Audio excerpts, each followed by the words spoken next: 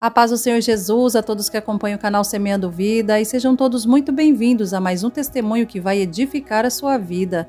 Meus irmãos, esse é o pastor Valmir Leal, que após receber grandes livramentos da parte de Deus, ele vivenciou uma experiência impactante. É muito forte o que você vai ouvir agora. Acompanhe esse vídeo até o final e compartilhe com todos. Deixe o seu like, assim você estará semeando vida com a gente. E se você ainda não é inscrito aqui no canal, se inscreva, ative o sininho e selecione todas as notificações para você não perder nenhum vídeo que vai edificar muito a sua vida. E que Deus te abençoe. Irmãos, eu vou ler um versículo da Bíblia e vou contar o meu testemunho. Eu digo para os irmãos que é muito difícil, irmãos, eu consegui contar meu testemunho. A semana inteira nós em oração, a região de Pinhais orando, porque ele sabe a luta que eu passo com o diabo. O diabo faz de tudo, irmãos, para mim não contar. E é muito difícil, irmãos, porque toda vez que eu conto esse testemunho, eu revivo algo que eu não quero que ninguém passe o que eu passei. Eu quero ler aqui, no livro de Hebreus, no capítulo 3, e no versículo 12. Aleluia. Aliás, capítulo 3, versículo 7 de Hebreus. Hebreus, capítulo 3, e versículo 7, diz assim, aleluia. Oh, glória a Deus. Preste atenção nesta palavra.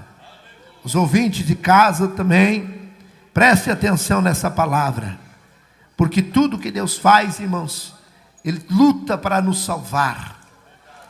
Tudo que Deus faz, antes Ele revela o seu segredo a seus servos e aos profetas. Sempre Deus fala com o ser humano.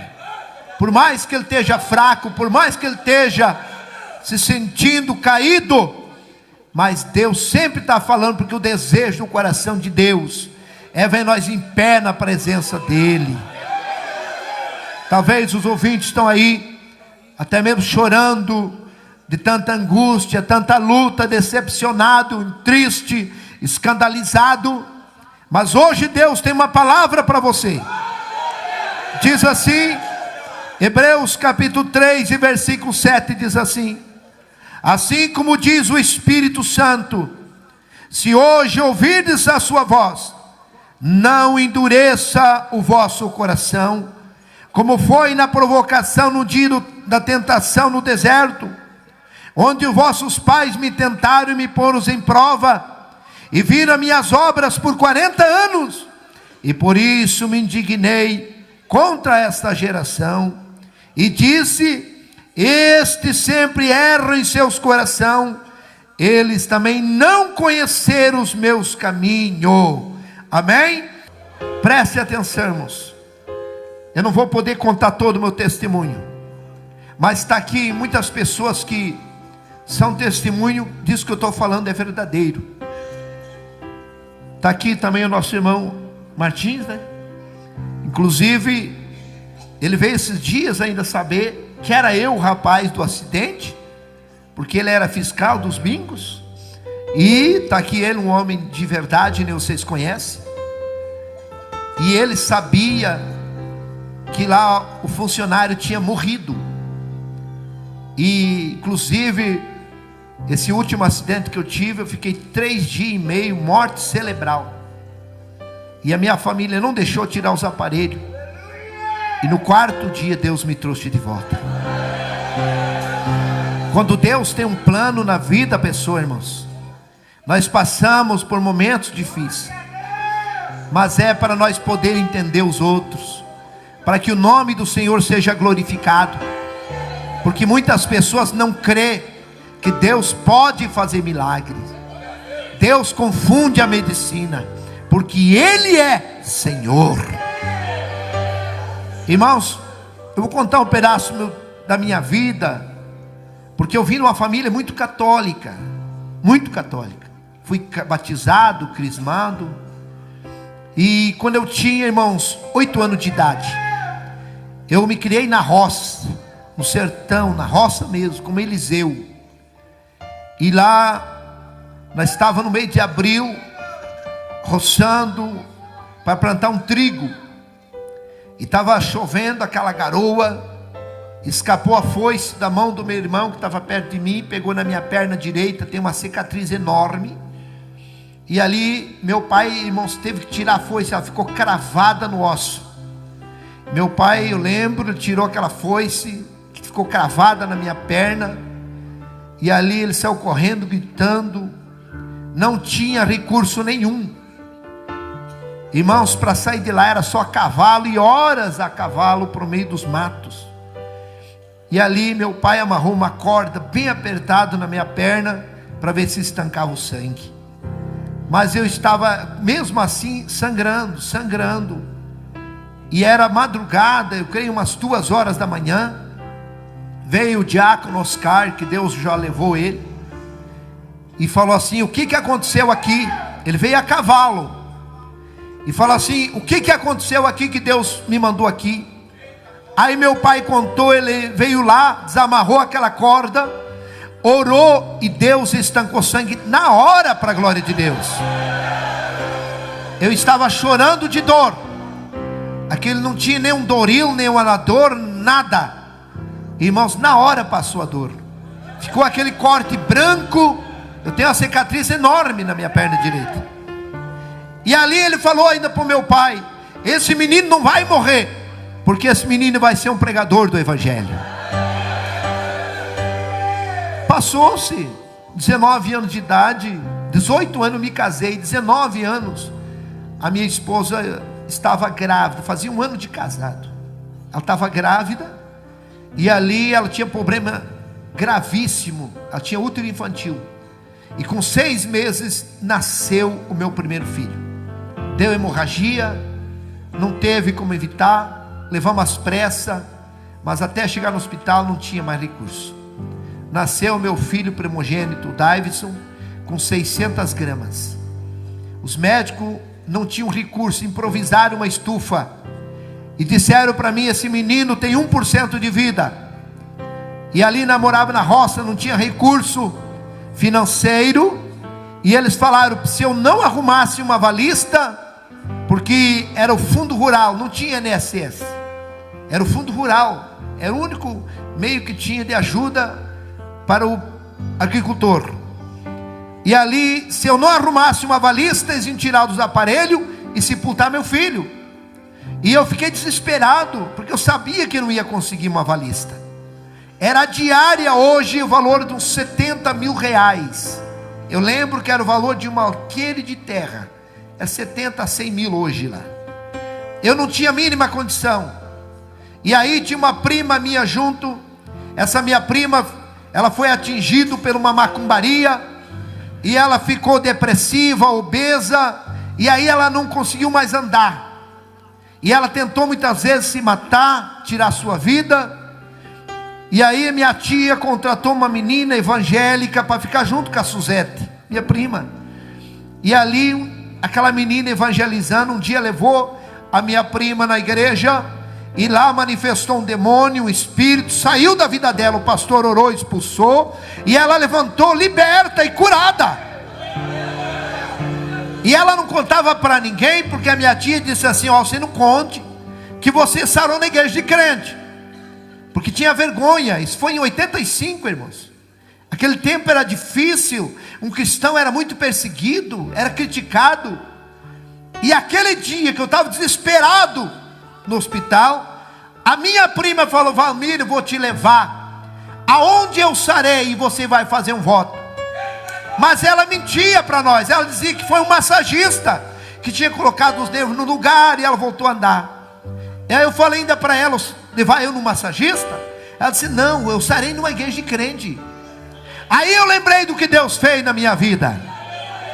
E eu vi, irmãos, sentei no primeiro banco, fiquei até assustado com aquele barulho. Glória a Deus e aleluia. E eu comecei a orar. E eu falei: Deus que me deu a vida, se o Senhor der a vida para o meu filho, eu vou aceitar Jesus. O pastor assumiu a segunda parte, pregou, chamou eu por revelação. Aqui tem um pai, que o teu filho ia morrer, mas você fez um voto, uma promessa para Deus, e Deus vai dar vida. Eu vim na frente, aceitei Jesus como meu Salvador. E ali, irmãos, voltei no hospital no outro dia. Meu pai não conseguiu avalista. E 2 horas da tarde iam tirar os aparelhos e sepultar meu filho.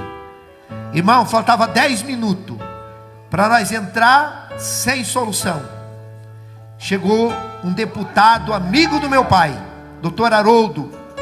Esse homem era candidato, meu pai fez política, ele ganhou, veio para Curitiba e sumiu, como a maioria dos políticos faz isso. E ali de repente ele chegou lá, viu eu chorando, meu pai chorando, minha mãe chorando. Aí ele perguntou o que estava acontecendo, levou nós no escritório e disse assim: não chore, porque a metade do hospital é meu. Eu estava indo para a fazenda, e aí me deu uma vontade de passar primeiro no hospital. Eu ia para a fazenda, depois eu ia passar aqui. Aí ele olhou para mim e disse assim: menino, o teu santo é forte, hein? Eu falei: meu santo é Jesus. Aleluia. Irmãos, o médico chamou. A médica tinha feito o parto, a doutora Vemilda, e disse assim: ó, quantos dias esse menino precisar, deixa ele na estufa. E ele assumiu a dívida. Ficou 72 dias. Levamos para casa com 900 gramas. E vai morrer porque o coração dele está com defeito, não vai falar, não vai andar. E eu levando ele na igreja, e Jesus foi curando. Está lá ele, irmãos, 32 anos para a glória de Deus. É diácono da igreja, aleluia. Irmãos, só que meu sogro macumbeiro, minha sogra, ninguém aceitava. Minha esposa falou para mim: se você continuar nessa igreja, nós vamos se divorciar. O dia que foi para mim descer as águas, ela disse assim: você vai se batizar? Eu ia sábado, pegava um ônibus, eu ia 7 quilômetros a pé, até no asfalto, pegava um ônibus sábado e voltava segunda-feira, de meio-dia. Eu pegava o ônibus de Francisco Beltrão, indo para Salgado Filho, meio-dia de segunda-feira. Ela era ciumenta, criticava: leva o colchãozinho, já arrumou uma irmãzinha mesmo, fica para lá. Eu sei que muitas pessoas passam para servir a Deus. Quantas vezes eu posei dentro da igreja, eu não conhecia quase ninguém. Quando o pastor estava lá, ele levava eu na casa dele, posava lá. O dia que ele não estava, eu posava na igreja, não conhecia ninguém. Mas nunca me queixei, nunca achei difícil. Para mim era uma honra estar dentro da igreja. E ela falou para mim: se você for se batizar, eu vou me matar, vou matar o nenê e vou me matar. Eu fui até uma altura, irmãos, e ela dizia: veja bem o que está fazendo. E eu sabia, irmãos, eu conhecia ela. Aí eu olhei para o céu e falei: meu Deus, o que eu faço? Tire a minha vida. Foi a primeira vez que eu ouvi a voz de Deus. Deus falou assim, irmãos: meu filho, não temas, eu estou contigo. E eu fui. Só que quando eu cheguei na cidade, ser humano não é fácil. Comecei a pensar: será que foi Deus que falou? Será que foi Deus? E se eu chegar e ela matou o nenê? Irmãos, eu orei a noite toda. Eu posei na casa do pastor, presbítero Celso. E ele, irmãos, eu começava a orar e eu não percebi, eu estava orando alto. E ele vinha lá: irmão Valmir, durma, rapaz, daqui a um pouco nós temos que ir lá arrumar o batismo. Durma no céu. Olha, é madrugada, você não deixa nós dormir só orando. Aí eu falei: pastor do céu, eu não sei se eu fiz certo. Aí contei a história para ele, disse: não, se Deus falou, Deus vai cuidar. No outro dia, irmão, não dormi nada. Eu estava na fila, vestido de guardapó branco. Uma irmã, ou esposa do pastor, chamou por revelação: aqui tem um irmão que Deus diz assim: da tua família eu estou cuidando. Irmãos, depois de 5 anos, naquela guerra, eu já estava pregando o evangelho, dirigindo 5 igrejas, e a minha esposa não era crente. Aí não dava mais. Um dia Deus falou: vou tratar com ela. Começou problema de coração. Irmãos, ela dava ataque, dava um desmaio do coração. Ela ficava toda roxa. E aí deu um problema no útero dela, câncer. Um dia ela foi na igreja, depois de 1 ano e 8 meses, desenganada. Ela foi na igreja, aceitou Jesus. No outro dia, ela expeliu o câncer inteirinho para a glória de Deus. Só que, irmãos, a luta dela foi grande, porque ela foi até deserdada da família. E ali ela mais crente do que eu, orando. Aí Deus, irmãos, um dia, fazia uns 2 anos que ela tinha expelido o câncer. Ela teve um sonho, que ela estava grávida, e que a cantora Léa Miranda vinha lá em casa com 2 malas de roupa de criança, e dizia: eu vim trazer a roupa do pregador Felipe. E ela disse: amor, eu estou grávida. Eu disse: de novo, meu Deus. Ah, não, estou grávida. Fomos no hospital, fazia 5 meses que ela estava grávida. O médico que desenganou ela: você não morreu ainda, mulher? Ela disse: não, fui na igreja, Jesus me curou. O médico põe as mãos na cabeça. Ela disse: eu estou grávida. Não pode, deita aqui. Quando ela deitou, o médico ponhou, irmão, o aparelho na barriga, escutou o barulho do coração do neném, e disse assim: você está grávida mesmo? E ali começou a olhar a mãozinha, o rostinho, e é um menino. Eu falei: é o Felipe, aleluia. Está lá o Felipe, irmãos, 1,82 m, maior que o pai. O útero dela aguentou até os 8 meses. Mas Deus mostrava para ela que Deus ia levar ela. E nós viemos para Curitiba, vou resumir, dia 7 de agosto de 2001. Nós estávamos indo para o serviço, inclusive dia 6 de agosto, à noite, nós fomos na igreja, ela cantou, ciclo de oração. E aí eu dei uma oportunidade para o presbítero Natalino orar por revelação. E ele disse assim: olha, Deus me mostra aqui 2 pessoas que Deus vai levar dessa igreja. Eu vi 2 anjos aqui, pegou 2 rosas e levou. E ele não sabia que uma era minha esposa e a outra era a filha única dele, irmãos. Dia 6 de agosto, nós chegamos em casa depois do culto. Se o irmão quiser pôr as fotos do acidente do carro aqui no telão, pode pôr, por gentileza. Inclusive eu até trouxe as fotos, o jornal também, do acidente. Se o irmão Cláudio puder pôr aqui, é Cláudio, né? Irmão Cláudio, puder pôr aqui no telão para os irmãos ver a maneira que ficou o carro. E aí, irmão, dia 6, ela falou que Deus ia levar ela e tudo. Eu não acreditei, achei que ela estava brincando. Eu falei: para, porque volta e meia ela dizia: Deus me mostrou um relógio no céu e a minha hora está chegando. Para com isso. E dia 6 de agosto ela falou até como é que ia ser o velório. Irmãos, dia 7 nós estava indo para o trabalho, e aí ali no sinaleiro, vindo de São Marcos para São José dos Pinhais, inclusive tem ali o Banco Bradesco, fechou o sinal, eu estava parado. E aí, irmãos, nós saímos de casa com ela, passamos no ponto do ônibus. Uma irmã estava no ponto do ônibus, trabalhava na mesma empresa com a minha esposa. Eu falei: vamos dar uma carona para a irmã Lori? Vamos, embarca aí, irmã. Ela embarcou no carro, irmão. Quando nós chegamos no sinaleiro, sinal fechado, paramos.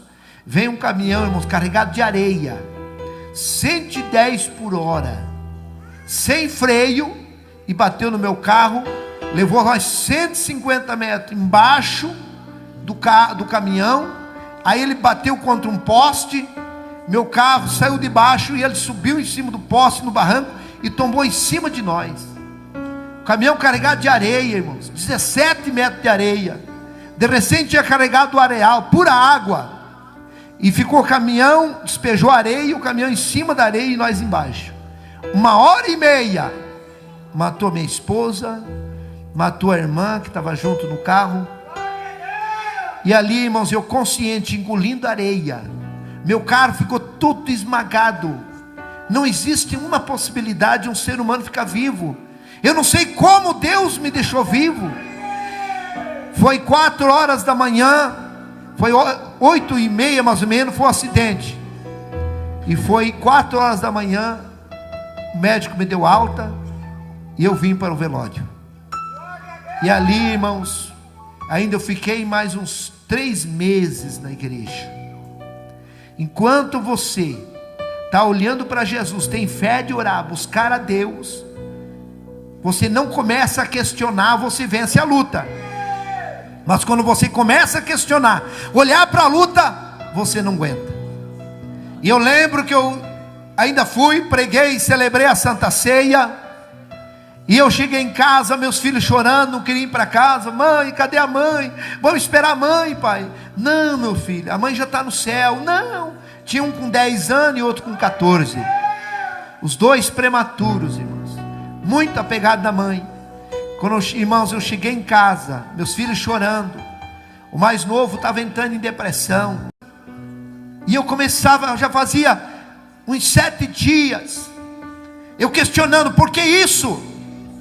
Por que isso? Eu era um pastor, pregando o evangelho, mas nós estamos sujeitos a tudo. Deus tinha avisado que ia levar ela. E aí, irmãos, eu peguei a minha Bíblia. Foi a pior decisão da minha vida.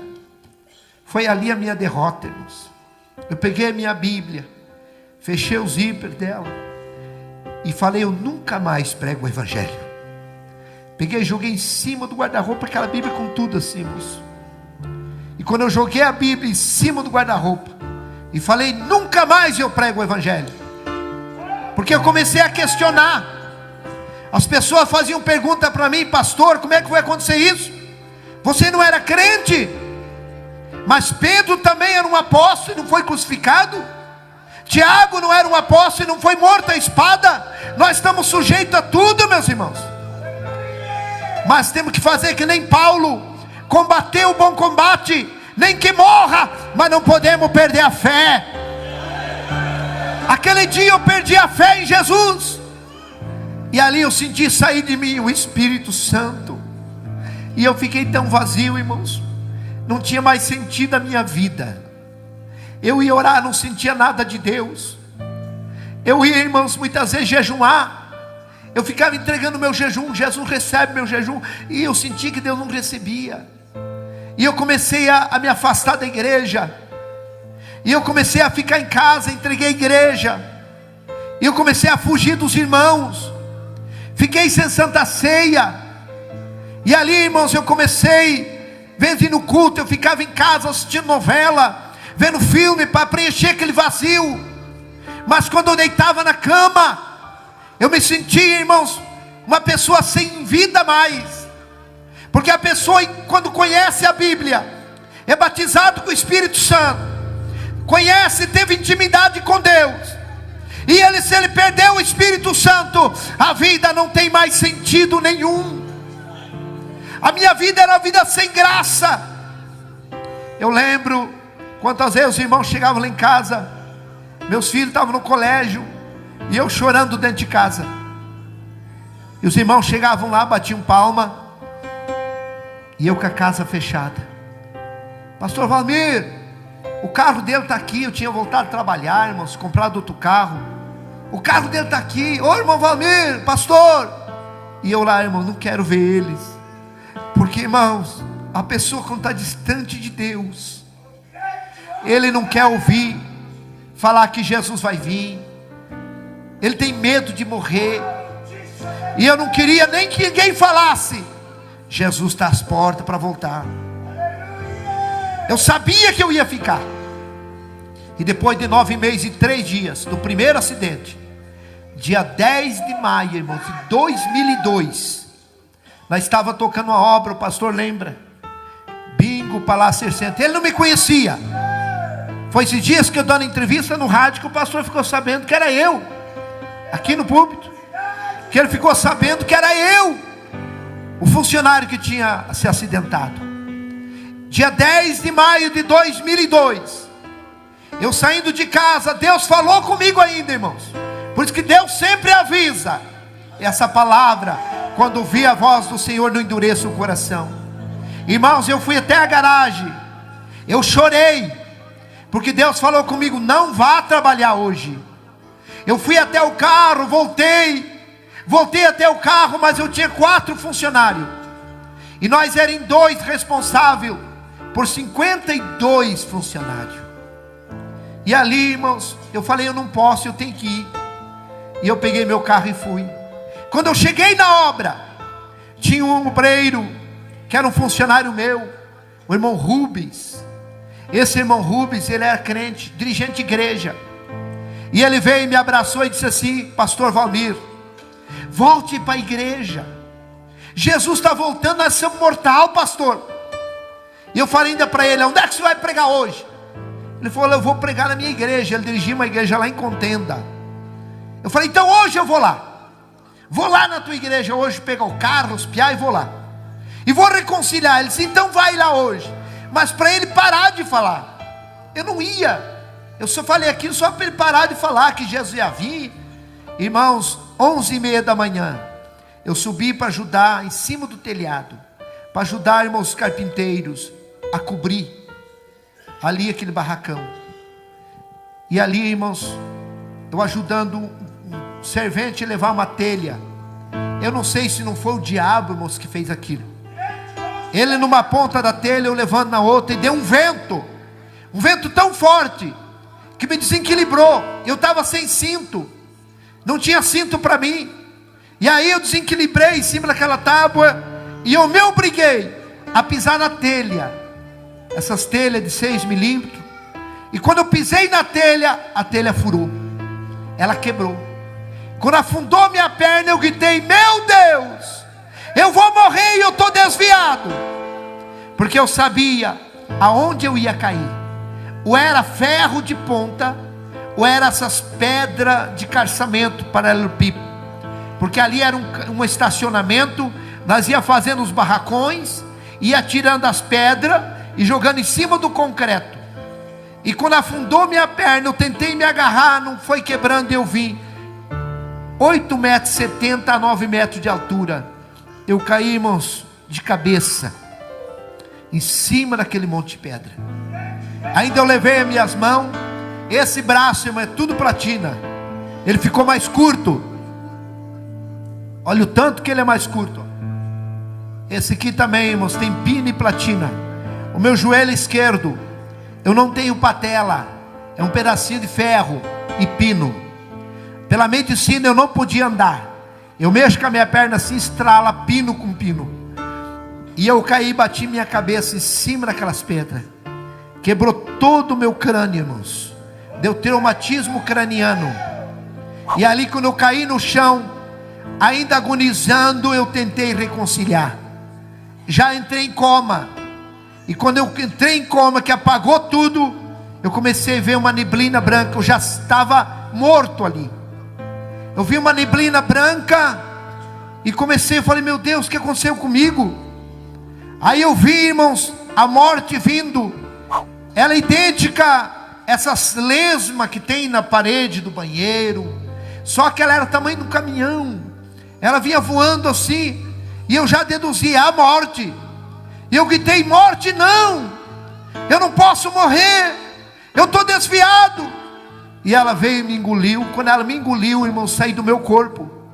Eu saí do meu corpo, eu já estava só o espírito. E eu fiquei uns 4, 5 metros de altura. E eu vi o meu corpo caído no chão. Eu vi esse irmão Rubens que falou para mim, me acudindo ali, me socorrendo. E eu disse assim: irmão Rubens, me ajude a voltar para o meu corpo. Eu saí do meu corpo. Vida após a morte é tão normal, tão real como essa aqui, irmãos. A gente vê, é normal, é natural assim, é real igual aqui, ó. Você, irmãos, quando a gente morre, a gente vê o nosso corpo no chão, igual você vê a tua roupa, teu calçado. Eu dizia: meu Deus, eu saí do meu corpo. Olha lá meu corpo, é ele. Irmão Rubem, eu quero voltar, me ajude. Mas ele não me escutava, porque nós não conseguimos escutar a voz de espírito. Eu tinha saído do meu corpo. Para tudo tem um jeito, mas para a morte não há jeito a não ser Jesus, irmãos. Se Deus não te levar você vivo para o céu no arrebatamento, com certeza você irá ver o teu corpo também. Aleluia. E ali, irmãos, eu estava no ar, sem domínio, não sabia para onde ir. E eu gritava: meu Deus, me ajuda eu voltar para o meu corpo. Eu vou voltar para a igreja. De repente eu vi, irmãos, uma gargalhada, aquela risada debochada, aquela gargalhada debochada. E eu olhei assim, eu vi 2 demônios me olhando. Terrível, irmãos. Como fosse um cachorro, um cão assim, cabeça de cachorro, mão de pessoas, mas ele não tinha dedo, eles tinham garras. E eles falaram assim para mim: agora não tem mais jeito, agora você está morto. E começaram a dar aquelas gargalhadas, e eu gritava: não, eu sou crente, tentando enganar o diabo. Irmãos, e eles sem misericórdia me pegaram, me levaram para o lado esquerdo, para esse lado, e ali eles me levaram e me jogaram dentro de um poço, de um túnel assim, ó, pá, igual joga um lixo.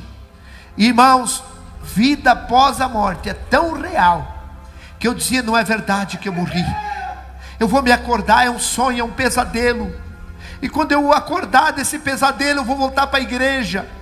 Mas eu abria meu olho, eu via, irmãos, a boca daquele poço, daquele túnel, ficando para cima, e eu caindo, e eu gritava: pai, solte uma corda. Eu gritava para os meus filhos: solte uma corda, meus filhos, o pai caiu num buraco, solte uma corda, pelo amor de Deus. Irmãos, vida após a morte, ela é real, irmãos. E eu dizia: meu Deus, eu estou indo para o inferno, a minha esposa está no céu porque eu desviei. Irmãos, enquanto nós estamos vivos, nós muitas vezes defendemos nossos erros, nós mesmo, até mesmo escondemos as coisas, negamos. Mas quando a pessoa morre, a gente fala o que está na consciência. E ali eu começava a dizer, falar minhas falhas, porque eu desviei, porque o desviado do evangelho, irmãos, é a partir do momento que ele decide: não vou mais na igreja, não vou mais tomar ceia, não vou mais pregar o evangelho. É a tua decisão de ontem, é o que você é hoje, e a tua decisão de hoje é o que nós seremos amanhã. Que a tua decisão seja servir a Deus, que a tua decisão seja não sair fora dos caminhos do Senhor. E ali, irmãos, eu sem mais nenhuma esperança, porque a coisa mais triste é o desprezo. Se sabe que a coisa mais triste da vida da pessoa é o desprezo. E uma pessoa que morre sem salvação, ele se sente o pior lixo, melhor nem ter nascido, porque ele grita, ninguém responde. Quantas pessoas que estão lá no abismo, e eles estão gritando talvez até para o meu nome, para o teu nome, e nós não estamos nem aí. Irmãos, não tem como socorrer uma pessoa que está lá no abismo. E eu caindo, de repente sumiu, foi ficando escuro, e eu fui entrando numa escuridão terrível, e eu gritando, mas não era um poço pequeno, irmãos, era maior que essa igreja, era enorme, e muitas pessoas caíam também gritando comigo, e eu comecei a ouvir gritos aterrorizantes, que vinha lá de baixo, de milhares de pessoas. Não era grito de ai. Eu já ajudei a cuidar pessoas, irmãos, em fase terminal de câncer, e irmãos, só o gemido das pessoas, você não consegue comer, você não consegue ter paz. Quem já ajudou a cuidar pessoas assim? Você sabe o que eu estou falando. Aquele ai, ai, não tem como você nem comer. Mas lá no inferno não é esse grito, é grito de ânsia aterrorizante. E não é de uma pessoa, é milhares gritando: água, socorro. Gritos, irmãos, que se as pessoas que estão paradas, que não estão mais servindo a Deus, pessoas que ainda não aceitaram, se escutasse os gritos das pessoas que estão lá vivas no inferno, com certeza todos eles reconciliavam. E eu fui chegando aonde eles estavam, e eu comecei a sentir um calor terrível. Se você queimar um dedo, você protege o dedo, mas se você entrar em corpo inteiro no fogo, não tem aonde se proteger. E eu entrei, irmãos, dentro daquele fogo terrível. Eu cheguei aonde estavam aquelas pessoas, e quando eu cheguei aonde eles estavam, eu comecei a gritar que nem eles, gritos aterrorizantes. E eu dizia: eu estou no inferno, e daqui nunca mais eu vou sair. E eu gritava por água: socorro, me ajude.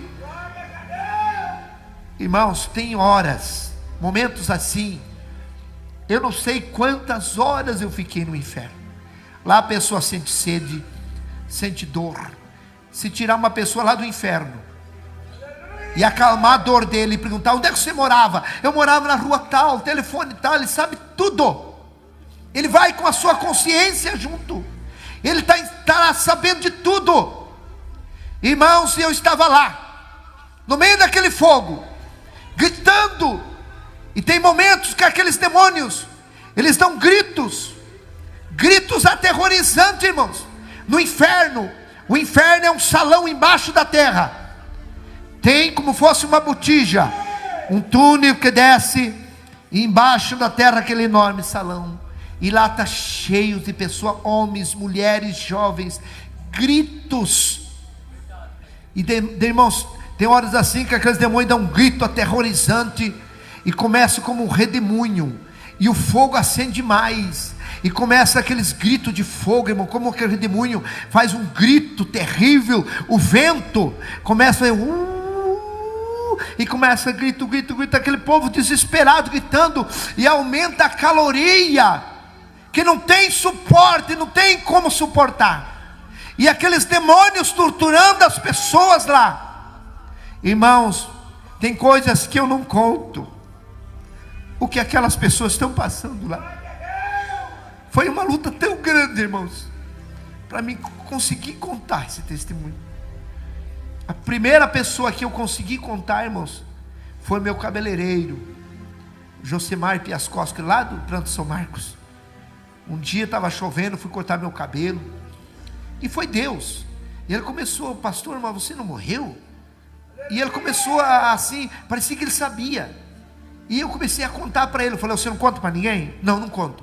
Eu falei: porque eu tenho medo de contar. Eu não gosto de contar, eu tenho medo. Porque o meu maior medo, irmãos, é eu voltar para lá. Hoje eu faço a obra de Deus. Eu tenho dificuldade para dirigir. Eu tenho dificuldade de dobrar os joelhos. E eu fico horas de joelho orando e pedindo para Deus me livrar minha família, livrar você. Que Deus abra a tua mente, que você possa entender que o inferno é real. Eu não fui para o inferno querendo ir. Eu achei que eu não ia, porque eu tinha parado. Meu irmão, talvez você achando assim, que por mínimas coisas você não vai para o abismo. Conserta a tua vida, volta para Jesus. Volta enquanto é cedo. Porque, irmãos, como diz no livro de Tiago, capítulo 4, e versículo 13, um dia de madrugada eu achei esse versículo, e diz assim, ó: eis aí agora você, pode ler lá em Tiago 4,13, que diz: hoje ou amanhã irei para tal cidade, e ali passarei um ano, negociaremos e teremos muito lucro. E diz assim, ó: e você não sabe que a vossa vida é apenas um vapor, uma neblina, que aparece e logo desaparece. Hoje eu estou aqui vivo, amanhã não sei. Hoje você está ouvindo um testemunho real. O inferno existe, o céu existe. O diabo, ele quer nos enganar. O diabo não quer que ninguém pense que o inferno existe. Ele quer fazer nós esquecer. Ele quer que nós pensemos só em trabalhar, em sonhos e correr atrás do dinheiro. O dinheiro é bênção, sonho é bênção, mas Deus tem que estar em primeiro lugar na nossa vida. A minha casa vai ficar, o meu carro vai ficar, a minha esposa vai ficar se Deus me levar. E lá eu vou ter que prestar conta diante de Deus. Só vai a minha consciência, as minhas boas obras e as minhas más obras. Hoje é noite de salvação. Não vá para aquele lugar terrível. Abrace Jesus. Ele quer escrever o teu nome no livro da vida. Labassurianda. Irmãos, é uma luta tão grande, porque eu revivo esse terrível. Você não conhece o diabo. O diabo, as pessoas vão conhecer ele depois que a pessoa morre sem salvação. Mas aí é tarde, irmãos. Aquele quer nos enganar, fazer nós aproveitar o mundo, querer nós ir para deixar de Jesus. Parece que uma tortura na igreja, difícil obedecer a palavra, a doutrina. Mas eu te digo, vale a pena você perder esse mundo e ganhar a tua salvação. E lá eu estava, irmão, naquele terrível lugar, gritando, gritos aterrorizantes eu gritava. E de repente deu um estalo assim, ó, pá, como um raio. E eu escutei uma voz que gritou: Valmir! E me pegou nesse braço. Poucos segundos me tirou de lá. E quando nós saímos no claro do mundo, eu gritava, eu chorava de dor. E ele falava bem calmo, que eu creio que é o próprio Jesus. Não chore. Eu dizia: Senhor, eu estou tudo queimado. E ele deu um sopro, aliviou. E ele disse: vamos lá na terra, eu vou mostrar o meu caminho para você. Nós viemos, eu conhecia a cidade. Ele me levava assim voando. Irmãos, eu era como um germe na mão dele, muito pequeno. Ele me levava segurando pela mão, voando. 3 vezes eu tentei olhar para ele, ele me virou e me tampou com a sua mão. E ele conversando: olha, aqui é meu caminho. E havia, vimos aquele caminho mais estreito que o corredor, dava mais ou menos 1 metro, reto. E ele era como fosse aterrado, para cá lama e água, para cá lama e água. Do lado direito do trilho, lama e água. Do lado esquerdo, aquela lama com água. Mas o caminho era reto, enxuto, como se tivesse aterrado ali. E ele disse: esse é meu caminho, quem for até o fim terá vida eterna. Eu vi um irmão vindo com a Bíblia, e ele passou por nós, angustiado, caminhando rápido, com aquela Bíblia abraçado. E o Senhor falou: está vendo meu filho? Ele está passando grandes lutas, mas ele vai até o fim. Você pode passar luta, você pode ter até decepções, mas não desista. Jesus acredita que você vai ir até o fim. Vi uma irmã com um bebezinho nos braços e puxando um menininho, ela chorando. Eu creio que é essas irmãs que levam a cruz sozinha, os filhos, vamos para a igreja, ninguém vai, mas ela vai com os filhos. E vinha aquela irmã também, passou e foi, chorando. A mesma coisa o Senhor falou: a minha filha está passando grandes aflições, mas ela vai até o fim. Ela não viu nós via ela. E ali vinha 2 jovens, um vinha falando mal, irmãos, do caminho de Jesus. Ah, isso aqui é ilusão. Ah, eu não quero ficar mais aqui. Ah, nós estamos perdendo de aproveitar a vida.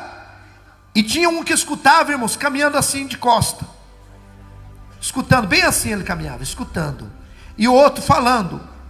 E esse que estava escutando falou assim, ó: ah, eu vou sair do caminho, não vou ficar mais aqui. E ele decidiu, saiu naquela lama andando, e começou a ficar como fosse embriagado, como fosse um epilético, assim, uma epilepsia. E ele caiu. Quando ele caiu, ele ficou dormindo. Aí o outro começou a gritar: fulano, fulano, o que você está fazendo aí? Sai daí. Aí ele olhou para cá, olhou para lá: ah, eu também vou lá com ele. E a mesma coisa, também caiu dormindo naquele barro. Aí o Senhor Jesus disse: olhe, são as pessoas que saíram do meu caminho. Um mar de gente deitada naquela lama, pessoas dormindo. Eu vi um pastor com a Bíblia grande, deitado de terno azul marinho, dá para ver assim, ó, deitado na lama, ele dormindo. Eu falei: olha ali, esse aqui é um pastor. Jesus falou: sim, esse aqui é um pastor. Mas eu falei: ele está dormindo aqui na lama. Aí Jesus falou irado: esse aqui, para ele nada mais é pecado. A consciência dele cauterizou.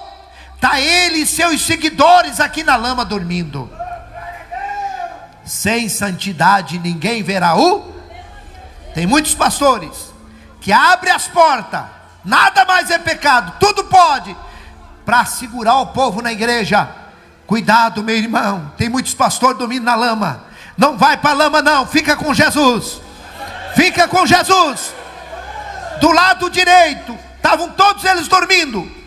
E eu entendi uma coisa: E do lado esquerdo estavam eles conscientes, acordados, mas na lama. Existem dois tipos de pessoas na igreja, irmão: fracassado, desviado. Tem um que sai da igreja e fica bom para ele, e tem outro que ele quer voltar e não consegue. Do lado esquerdo tinha um moço, assim de 4 pés, como diz, com as mãos pichadas para frente, naquela lama. E ele gritava: eu quero voltar 50 centímetros, para voltar, irmãos, do caminho.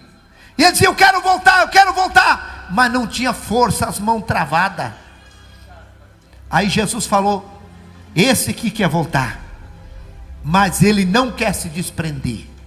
Quantas pessoas querem voltar para os caminhos, mas não quer se desprender do mundo? Quer voltar, grita, tem vontade, mas não quer se desprender. Se desprenda, meu irmão, aleluia. Ele fazia força com as pernas, mas as mãos segurava. Que nada segure você de voltar para Jesus hoje, decidido. Tinha mais à frente um casal. Posso contar, irmão? Tem parte que é pesado. Posso contar? Quem concorda? Tem coisas, irmãos, que eu não posso nem contar, mas eu vou contar aqui. Tinha um casal na frente assim, irmãos, um rapaz e uma moça. Estavam seminus, só de roupa íntimas, como tivesse aquele namoro escandaloso. E eles pura ferida. Irmãos, Deus vê as pessoas tão de perto. Eu estava 2 metros longe deles, nós olhando eles assim, ó. Eu fiquei com vergonha do que eles estavam fazendo. E ali ela abraçou ele bem forte, beijando ele, e começou a cravar os dedos nas costas dele numa ferida. E ele empurrou ela assim, e ela tirou um pedaço de carne dele. E ele falou: vamos parar, eu não quero mais, chega. E ela, fingindo de chorar, dizia: eu não vivo sem você, eu amo você. E ela reconquistou ele, abraçou ele assim, deu um sorriso, e começou a comer aquela carne dele. Eu falei: meu Deus, olha o que essa moça está fazendo. Jesus falou: essa aqui não é a mulher dele, eles estão em adultério. Chama, irmãos, aquelas feridas é a chaga do adultério. Quem entendeu, diga amém. Eu vou contar, como diz, pular um pedaço do meu testemunho, vou abreviar. Jesus me pôs de volta no caminho e disse assim: vai, filho. Eu comecei a chorar e dizer: não me solte, não, eu não quero voltar para aquele lugar.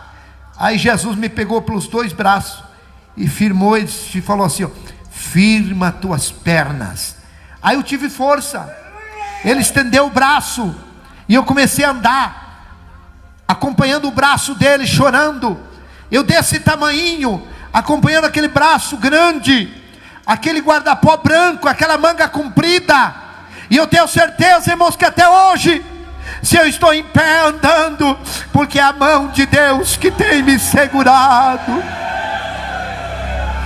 Quando eu vi, estava dentro da UTI, olhando onde estava meu corpo, e eu vi meu corpo, e eu, como uma sombra, voltei para o meu corpo. Mas, irmãos, quando eu voltei, irmãos, o dia que eles iam tirar os aparelhos e me sepultar, doutor Marcos, se ele for vivo, que Deus abençoe ele, pegou uma seringa e começou a furar meu pé. E eu mexi o pé. Ele disse: não, o rapaz está sentindo dor, ele não está morto não, ele está consciente. Foi o dia que voltei para o meu corpo. Irmãos, no outro dia eu saí de coma. Aí eles chamaram minha família, meu pai, disseram: olha, ele está consciente, ele saiu de coma, mas ele tem 3 coágulos, lado esquerdo paralisado, crânio quebrado, vai ter que fazer uma cirurgia muito perigosa. O senhor tem que assinar autorizando, dificilmente ele escapar. O doutor chamou, o cirurgião chamou meu pai, lá no hospital, irmãos, evangélico, chamou meu pai de um lado e disse assim: não deixe operar teu filho, ele vai ser um conhecimento do corpo humano para os universitários, ele não tem chance. Meu pai falou: doutor, o que eu faço? Vai para casa, pede um tempo e volta daqui uns 15 dias, talvez ele esteja até respirando sozinho. Assine um termo e leve ele para casa, leve alguém orar por ele. Se ele morrer, vai morrer junto com os filhos. Dali 12 dias meu pai voltou lá, irmãos. Eu já estava respirando sozinho, mas eu não sentia nada do meu corpo. Eu não sentia a minha língua, eu não sentia o lado esquerdo. Parecia que eu tinha me cerrado, eu não sentia nada. Meu pai assinou um termo, levou para casa. No 5º dia, irmãos, que eu estava em casa, morrendo novamente, eles batiam no liquidificador, ali o alimento, abria minha boca com um cabo de colher. Engole, pai, engole. Eu não conseguia, eu não sentia comida na minha boca. Eu estava, irmãos, eu chorava de fome e sede. Eu começava a gritar. Eles iam lá, irmãos, diziam: pai, o senhor está com fome? Fique quieto. Eu continuava gritando. Pai, o senhor quer ir no banheiro? Fique quieto, pare de gritar. Eu continuava gritando. O senhor está com dor? Continue gritando. Eu continuava. Eles me davam 80, 70 gotas de pirona e eu desmaiava. No 5º dia, irmãos, eu estava morrendo, entrando dentro de um freezer gerado. Já estava até aqui. E eu gritei muito fraco. Meus filhos não escutaram. E de repente eu vi os passos de uma pessoa que entrou no meu quarto. Entrou aquela luz forte. Foi o próprio Jesus que veio de novo me dar vida. E quando ele veio a par da minha cama, eu entendi: é Jesus que está aqui. E eu falei: Senhor, se o Senhor me der vida, eu vou levar a tua palavra onde o Senhor me mandar. E ele me deu um sopro. E eu comecei a sentir a minha língua, sentir meu corpo. E eu comecei a gritar. Meu pai veio lá. E aí eles trouxeram o alimento batido no liquidificador. Eu consegui engolir. Irmãos, dali 17 dias, eu comecei a andar sem muleta, para a glória de Deus.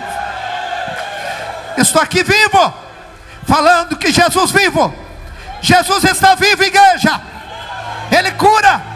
Não existe nada difícil para Deus. Que Deus te abençoe. Hoje Deus restaurou minha vida. Deus me deu uma outra esposa abençoada, está aqui. Depois de 3 anos de viúvo, me casei. Deus me deu um Misael. Irmãos, a maioria da minha família não vem. Pai, o senhor vai contar o testemunho? Vou. Então não vou, pai. Então fica em casa. Eu não gosto de ouvir, pai, porque eles sabem, eles me acompanharam. Aleluia. Daí minha esposa veio para me ajudar. É tão difícil. Meu irmão, em nome de Jesus Cristo, você que está parado, volte. Talvez, irmãos, eu saí para trabalhar 11h30 da manhã, eu estava morto. Talvez seja o último culto teu. Talvez seja o último testemunho, que Deus não deixou você morrer, para você ouvir e saber que o inferno existe, e que Jesus quer te salvar, que Jesus quer te perdoar. Talvez o diabo tenha falado que você não tem perdão. É o diabo que fala na mente, porque na nossa mente é um campo de guerra. Aqui dentro ele trabalha, ele luta, mas também Deus trabalha e Deus luta. O diabo luta com a incredulidade, e Deus luta para nós crer, porque tudo é possível aquele que nele crê. Canal Semeando Vida.